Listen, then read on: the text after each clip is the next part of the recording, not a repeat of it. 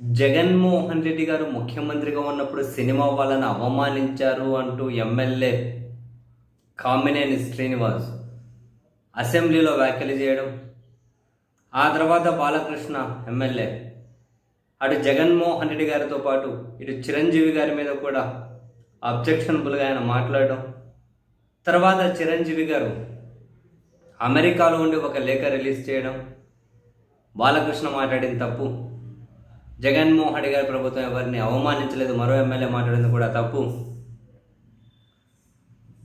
ఎవరికి ఎక్కడ అవమానం జరగలేదు, చాలా సాధారణంగా ఆహ్వానించారు. ఆ గత ప్రభుత్వ నిర్ణయాలతోనే బాలకృష్ణ సినిమాలకు మేలు జరిగింది, నా సినిమాలకు మేలు జరిగింది, సినిమా పరిశ్రమకు మేలు జరిగింది అని చిరంజీవి గారు ప్రకటన విడుదల చేయడం. దీని మీద మొత్తం మీద ఓవరాల్గా ఎపిసోడ్ మీద అయితే 2 రోజుల నుంచి పెద్ద ఎత్తున చర్చ జరుగుతూ ఉంది. చివరికి కామినేని శ్రీనివాస్ అసెంబ్లీలో ఈరోజు నేను మాట్లాడిన మాటలను వెనక్కి తీసుకుంటున్నాను అని చెప్పి, నా మాటలు రికార్డు నుంచి తొలగించండి అని చెప్పి ఆయన మళ్ళీ యూటర్న్ తీసుకొని వెళ్ళిపోయారు. ఈ క్రమంలో అప్పుడు చిరంజీవి గారు కలిసినప్పుడు చిరంజీవి గారితో పాటు ఉన్న సినిమా వాళ్ళలో పెద్దలు, గౌరవనీయులు నటులు ఆర్ నారాయణమూర్తి గారు కూడా ఒకరు.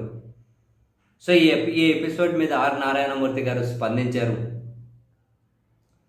చిరంజీవి గారి ప్రకటనలో ఉన్నది ముమ్మాటికి నిజమని, జగన్మోహన్ రెడ్డి గారు ఎవరిని అవమానించలేదు అని, చాలా బాగా చూసుకున్నారు అని, ఆయన బ్రహ్మాండంగా గౌరవం ఇచ్చి మాట్లాడారు అని, మేమందరము సినిమా సమస్యల పరిష్కారం కోసం జగన్ గారి దగ్గరికి వెళ్ళే కంటే ముందే చిరంజీవి గారి ఇంట్లో సమావేశమయ్యాము అని, చిరంజీవి గారు స్వయాన నాకు ఫోన్ చేసి ఆహ్వానించారు అని.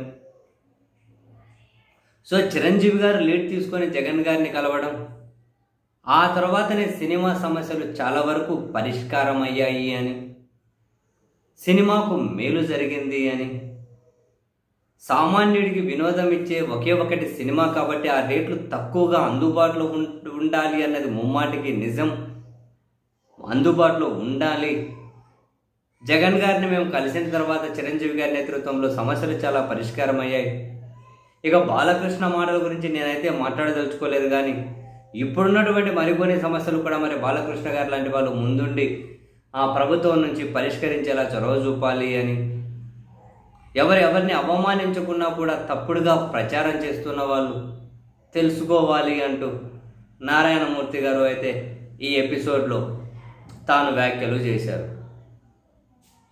జగన్ గారు అవమానించారు అని చెప్పి ఇప్పటి వరకు వరుసపెట్టి దీన్ని రాజకీయ అంశంగా వాడుకున్న అటువంటి వాళ్ళు ఇప్పుడు మొహం ఎక్కడ పెట్టుకుంటారు, మొహం ఎక్కడ పెట్టుకోవాలో తెలియక, ఈ అంశం మీద ఏం స్పందించాలో తెలియక బెడ్లకు పరిమితమై ఎక్కడో మూలను కూర్చున్నట్టున్నారు. నిజంగానే ఎక్కడ స్పందించే వాళ్ళే కనిపించట్లేదు. అప్పుడు జగన్ గారు అవమానించారు అని చెప్పి నెత్తి నోరు కొట్టుకున్న వాళ్ళు ఏమైంది ఇప్పుడు చెప్పండి మరి.